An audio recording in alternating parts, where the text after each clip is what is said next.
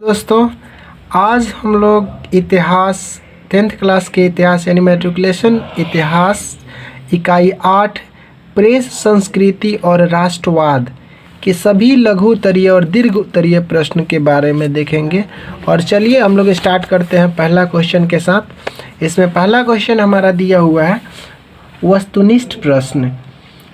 महात्मा गांधी ने किस पत्र का संपादन किया था? इसमें दिया ऑप्शन हमारा कॉमनवेल्थ या फिर यंग इंडिया, बंगाल या फिर बिहार यानी बंगाली या बिहारी। तो इस क्वेश्चन का आंसर हमारा हो जाएगा यंग इंडिया। अगला क्वेश्चन है हमारा क्वेश्चन नंबर 2। किस पत्र ने रातों रात वर्नाकुलर प्रेस एक्ट से बचने के लिए अपनी भाषा बदल दी? दिया हरिजन, भारत मित्र, अमृत बाजार पत्रिका, हिंदुस्तान रिव्यू। 2 नंबर क्वेश्चन का आंसर हमारा हो जाएगा अमृत बाजार पत्रिका। अगला क्वेश्चन दिया है क्वेश्चन नंबर 3।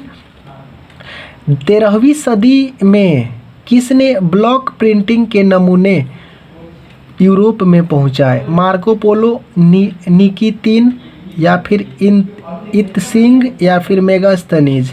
3 नंबर क्वेश्चन का आंसर हमारा हो जाएगा मार्को पोलो, ऑप्शन क। अगला क्वेश्चन है क्वेश्चन नंबर 4। गुटेनबर्ग का जन्म किस देश में हुआ था? अमेरिका में, जर्मनी में, जापान में, इंग्लैंड में। 4 नंबर क्वेश्चन का आंसर हमारा हो जाएगा ऑप्शन ख, जर्मनी में हुआ था।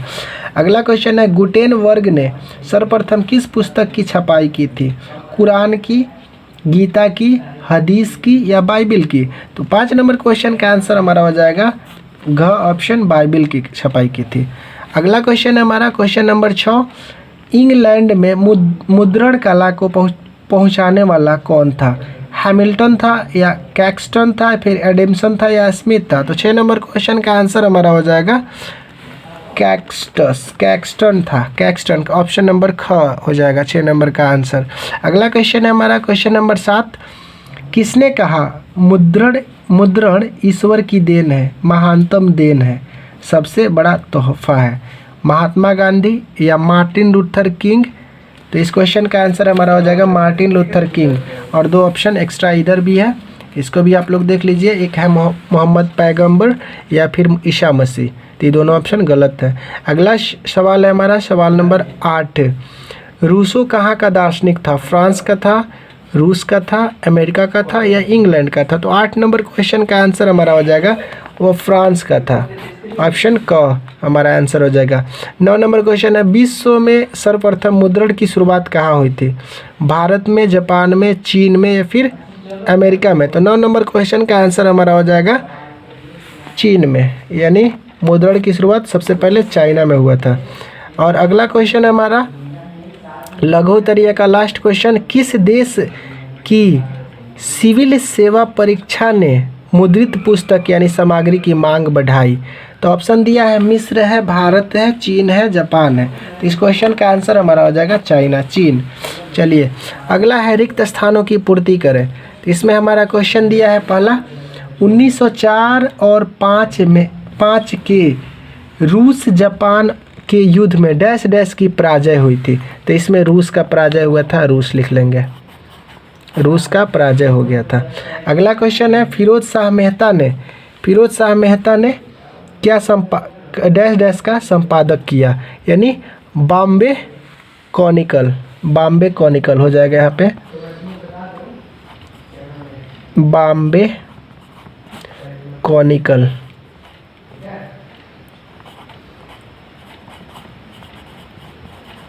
बॉम्बे कॉनिकल इसका आंसर हो जाएगा। अगला vernacular act press act dash dash ईस्वी में हुआ था? तो 1878 ईस्वी में, यहाँ पे हो जाएगा हमारा 1878। अगला क्वेश्चन है भारतीय समाचार पत्र के मुक्तिदाता के रूप में डैश डैश को विभूषित किया गया है? 4 नंबर क्वेश्चन का आंसर हमारा हो जाए चीन के चार्ल्स मेटकफ को, यानी चीन के जो थे चार्ल्स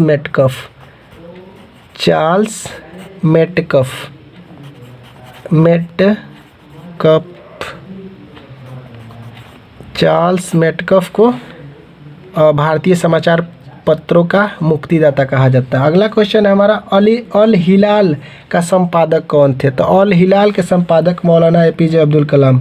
तो आप लोग लिख लीजिए मौलाना मौलाना आज़ाद मौलाना आज़ाद ने अल हिलाल का संपादन किया था। अगला क्वेश्चन है हमारा, मिलान करें। इसमें मिलान करना है तो सुमेलित करें। पहला है जेके हिक्की किस पत्रिका का संपादन किया था? तो जेके हिक्की जो थे वह बंगाल गजट का संपादन किए थे। तो इसका ऑप्शन हमारा हो जाएगा बंगाल गजट। राजा राम मोहन राय यानी राजा राम मोहन राय ने किस चीज़ का संपादन किया था? तो वो थे संवाद कौमुदी। अगला है बाल गंगाधर तिलक। बाल गंगाधर तिलक क्या कहलाते थे? तो वो थे हमारे मराठा व्यक्ति। और अगला हमारा है केशव चंद्र सेन। केशव चंद्र सेन 4 नंबर का हो जाएगा। ये एक सुलभ समाचार का पत्र का संपादक थे। अगला है सुरेंद्र नाथ बनर्जी। यह एक बंगाली थे, प्रथम सिविल सर्विस के प्राप्तकर्ता थे, प्रथम बंगाली। और इसी प्रकार हम लोग देखते हैं अगला क्वेश्चन है, निम्नांकित के बारे में 20 शब्दों में लिखे। यानी जो भी दिया है इसमें छापाखाना किसे कहते हैं, इस सब के बारे में कम से कम 20 शब्दों में आंसर देना है। चलिए इस क्वेश्चन का हम लोग आंसर देखते हैं। सबसे पहला हमारा सवाल है छापाखाना। तो छापाखाना किसे कहते हैं? वह स्थान जहाँ छपाई की जाती है, यानी वह स्थान जहाँ छपाई किया जाता है उसको क्या कहते हैं हम लोग? छापाखाना कहते हैं। यानी वह छापाखाना कहलाता है। छापाखाना का सबसे पहले गुटेनबर्ग, यहाँ पर हो जाएगा, गुटेनबर्ग ने जर्मनी में किया था। यानी सबसे पहले छापाखाना का प्रयोग किसने किया था, आविष्कार किसने किया था? गुटेनबर्ग ने, जर्मनी में। और गुटेनबर्ग क्या होगा? गुटेनबर्ग के बारे में भी शब्दों में लिखना है। तो इसका देखिए क्या हो जाएगा। गुटेनबर्ग का जन्म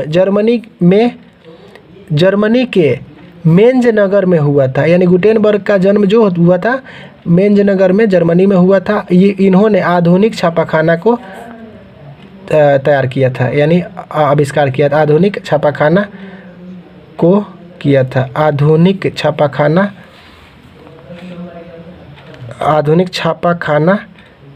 को तैयार किया था। यहाँ पे लिख लीजिएगा, तैयार किया था। अगला क्वेश्चन है हमारा क्वेश्चन नंबर बाइबिल। यह ईसाई धर्मों के लोगों का सबसे प्रमुख धार्मिक पुस्तक होता है और गुटेनबर्ग के छापेखाना में छपने वाली सबसे पहली पुस्तक बाइबिल है। यानी गुटेनबर्ग के छापखाना में सबसे पहली छपने वाली पुस्तक बाइबिल है और बाइबिल ईसाई धर्मों का धार्मिक पुस्तक, प्रमुख धार्मिक पुस्तक है। चलिए नेक्स्ट क्वेश्चन देखते हैं। नेक्स्ट क्वेश्चन है हमारा रेशम मार्ग। रेशम मार्ग चीन से शुरू होकर पश्चिम एशिया के रास्ते यूरोप जाती थी और रेशम व्यापार में इस मार्ग का महत्व इतना अधिक था कि उसका नाम रेशम मार्ग पड़ गया। यानी इतना महत्वपूर्ण हो गया, सभी उसी मार्ग से अपना काम किया करते थे, जिसकी वजह से रेशम मार्ग इसका नाम ही पड़ गया। यानी रेशम की जो भी वस्तुएं थी चाइना से लेकर के पश्चिमी एशिया तक इसका ये रास्ता जो यूरोप में जाती थी इसको रेशम मार्ग के नाम से जाना जाता है। अगला क्वेश्चन है मराठा। यानी लोकमान्य बाल गंगाधर तिलक द्वारा शुरू की गई मराठा पत्रिका राष्ट्रवाद से प्रेरित थी। इसके द्वारा युवाओं में राष्ट्रवादी भावनाओं का प्रसार किया जाता था। यह अंग्रेजी भाषा में छपी हुई थी। यानी मराठा पत्रिका जो था लोकमान्य तिलक, बाल गंगाधर तिलक के द्वारा शुरू किया गया था और ये मराठा पत्रिका जो था अंग्रेजी भाषा में छपती थी। इसी प्रकार अगला क्वेश्चन हम लोग देखते हैं young India. 4 number option young India है। इस क्वेश्चन का आंसर हम लोग देखते हैं। तो यंग इंडिया यानी यह 1919 ईस्वी में महात्मा गांधी द्वारा शुरू किया गया था। यंग इंडिया पत्रिका का शुरुआत किसने किया था? महात्मा गांधी ने 1919 ईस्वी में। यह एक साप्ताहिक पत्रिका थी। इसका प्रकाशन अंग्रेजी भाषा में होता था और इसके द्वारा युवाओं में राष्ट्रवाद की भावना प्रसारित की गई। यानी अपने राष्ट्र के प्रति युवाओं को जगाया गया। यंग इंडिया महात्मा गांधी के पत्रिका द्वारा। अगला क्वेश्चन है हमारा 6 नंबर कि वर्नाकुलर प्रेस एक्ट क्या है। तो सन 1878 ईस्वी में अंग्रेजी सरकार ने भारतीय भाषाओं में छपने वाली पत्रिकाओं पर प्रतिबंध लगाने के उद्देश्य से एक कानून पारित किया। यानी भारतीय भाषा में यानी हिंदी भाषा में जो भी पत्रिका छपती थी जो भारत के लोग समझ सकें, उस पर प्रतिबंध लगाने का एक एक्ट कानून तैयार किया, जिसे वर्नाकुलर एक्ट प्रेस एक्ट कहा जाता है। यह लॉर्ड लीटन के काल में पारित हुआ था। यह जो वर्नाकुलर प्रेस एक्ट था लॉर्ड लीटन के शासनकाल में पारित किया गया था। इसी प्रकार नेक्स्ट क्वेश्चन है हमारा sir Syed Ahmad press act यानी थी पत्रिका। तो यह ईस्ट इंडिया कंपनी में किरानी के पद पर थे। यानी सर सैयद साहब ईस्ट इंडिया कंपनी में किरानी के पद पर थे। हिंदू मुस्लिम एकता को तोड़ने के लिए अंग्रेज़ों ने एक कट्टर मुस्लिम व्यक्ति की आवश्यकता थी, क्योंकि 1857 की क्रांति से अंग्रेज़ों ने हिंदू मुस्लिम एकता की शक्ति को काफ़ी करीब से देखा था।